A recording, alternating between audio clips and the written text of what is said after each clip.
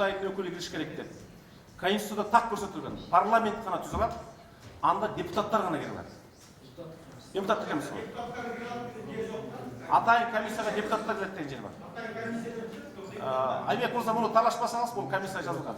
Біз сіздерді бұяққа келіп сөйлеуге мүмкіншілік беретінбіз. Рахмет, başlayasınız. Меня зовут Назгуль Тулеева, я являюсь дочерью и сегодня официальным представителем Наримана Тулеева здесь, так как он сейчас находится в командировке.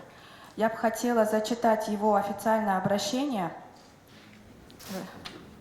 Уважаемый Канабек Капашевич, уважаемые члены комиссии, из средств массовой информации я осведомлен о том, что 13 июня 2019 года была сформирована Временная депутатская комиссия по лишению неприкосновенности экс-президента Кыргызстана Атамбаева Алмазбека, в состав которого вошли депутаты в разных фракциях Джогорку Кенеша Кыргызской Республики. В этой связи хотел обратить внимание депутата Временной комиссии на следующие обстоятельства.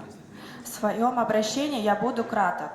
Информацию более в развернутом виде и документы могу представить в ходе работы комиссии. 12 июня 2019 года в ЖК выступил депутат Джогорку Кенеша Канатбек Исаев, который неоднократно сказал, что Атамбаев Алмазбек стал мультимиллионером после того, как стал президентом Кыргызской Республики. Я полностью подтверждаю слова Исаева Канатбека, так как накануне выборов президента 2011 года Алмазбек Атамбаев обратился ко мне с просьбой о даче денежных средств в сумме $500 тысяч США в долг. Он это объяснил мне, что у него нет достаточных финансовых средств на проведение избирательной кампании. После выборов, которые состоялись 30 октября 2011 года, победителем которого стал Атамбаев, я обратился к нему с просьбой о возврате денежных средств, взятых им в долг. С этого дня отношения Атамбаева ко мне изменились на 180 градусов.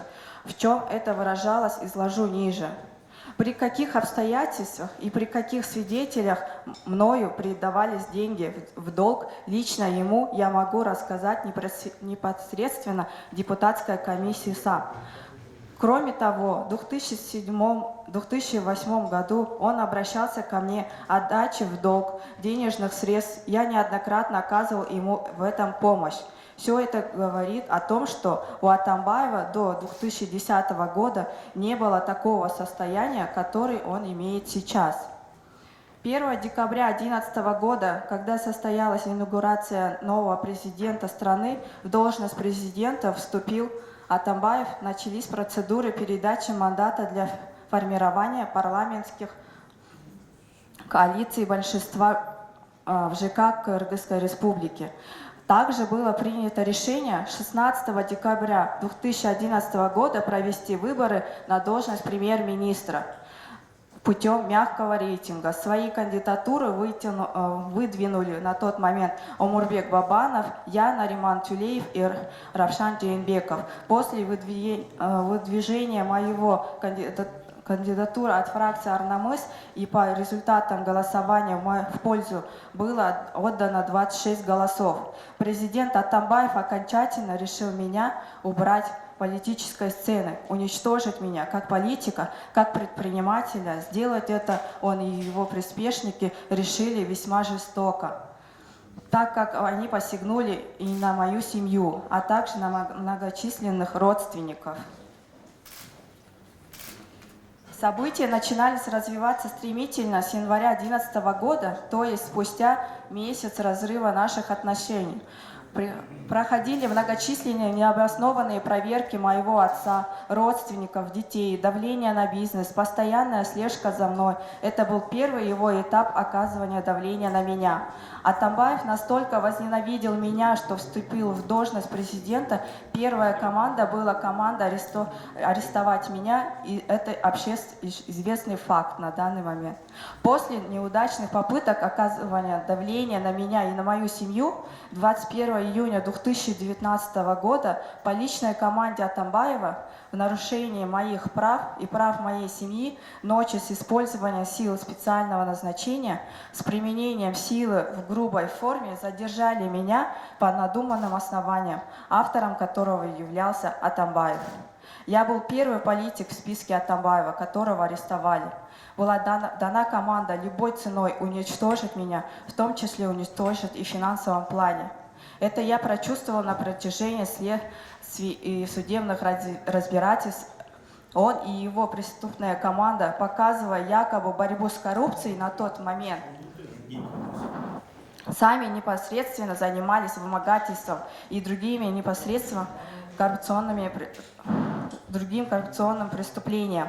В ходе следствия судов постоянно шли торги с их сторон с выставлением разных условий и вариантов решения вопроса по уголовному делу.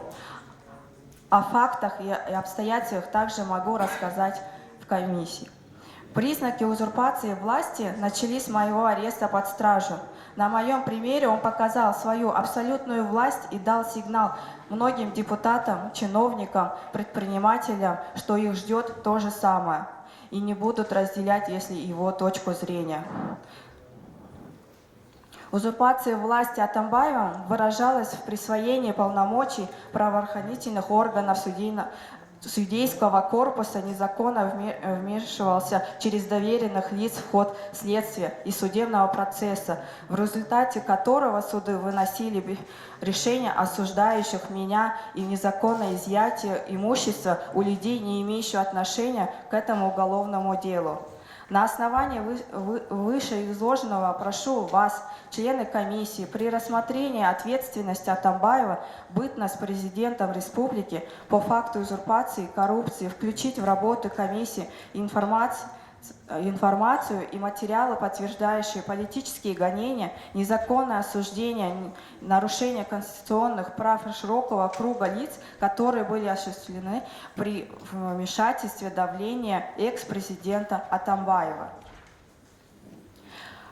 Также я, как дочь и как официальный представитель, хотела бы обратиться о незаконно конфискованном имуществе по вышеуказанному приговору, люди, у которых были нарушены все права. Мы обращались в Верховный суд, в Ленинский суд, в ФУГИ, в судебный департамент о незаконной конфискации, однако в нарушении законодательства, в частности закона о порядке обращения граждан вышеуказанные ведомства, все наши обращения оставались без ответа.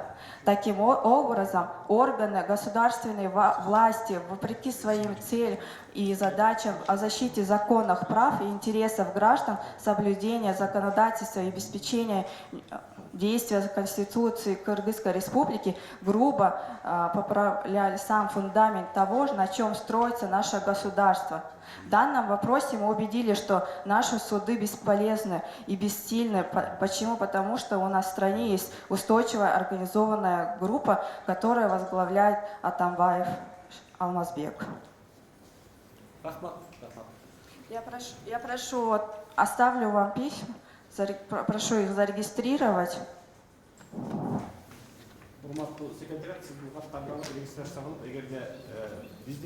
Я извиняюсь, я тут прочитала самое короткое, это как вы сами вот просили.